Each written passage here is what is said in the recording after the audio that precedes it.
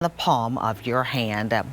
Well, the city of New Orleans says its community development office managed to keep nearly 60 evictions from happening in the last month thanks to their rental assistance program.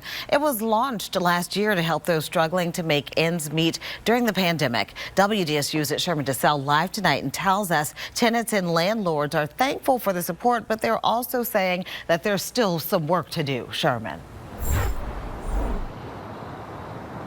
Yeah, good evening, Gina. The people who apply for this program, these renters, on average, officials say that they're about 4 to 6 months behind on their rent. Not only does this help the renters, but it helps their landlords who still have to deal with some recurring expenses. I have nothing to fall back on. If something happens, if there's a rainy day, there's no room for it. Julie Wynn is a costume designer for the New Orleans Opera.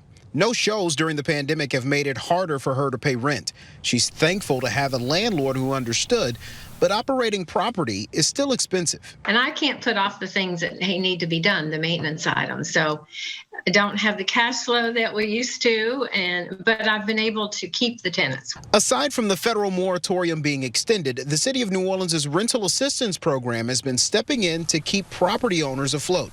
Started in April and also funded federally, the program's set to receive an additional $14 million in funds from the state.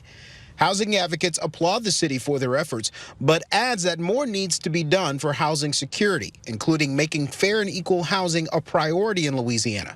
In their newest study, they found the affordable housing supply in this state is less than half of what is actually needed. The ultimate analysis is going to be on how we handled COVID, how many people are better off, how well we have set them on a better path.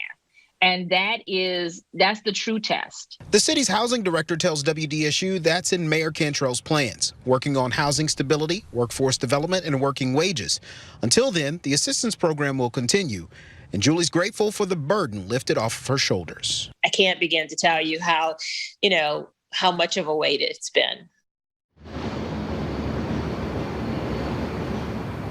Now, those who are interested in applying for this program, who could use that assistance, you can go online at WDSU.com, click on this story and follow that link, or you can apply in person at their office on Poydras Street. Gina? And Sherman, talking about housing, there is a federal low-income housing grant. It's doubled in size this year. How much of that money will be allocated towards states across the country? Yeah, $700 million. That's the number that HUD released this week. They said that that's going to be going towards state level government. It's going to be split like this. 80% will go towards housing rental assistance, 10% toward home ownership. But that's something else that Housing NOLA's Andronika Morris mentioned.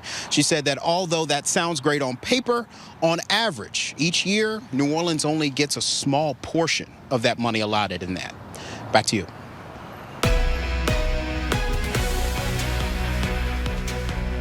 Here to talk about the latest COVID-19 news is medical editor Dr. Corey Aber. Will start with the UK variant, now the dominant strain in the U.S., something that had been predicted. But how concerned should we be about this?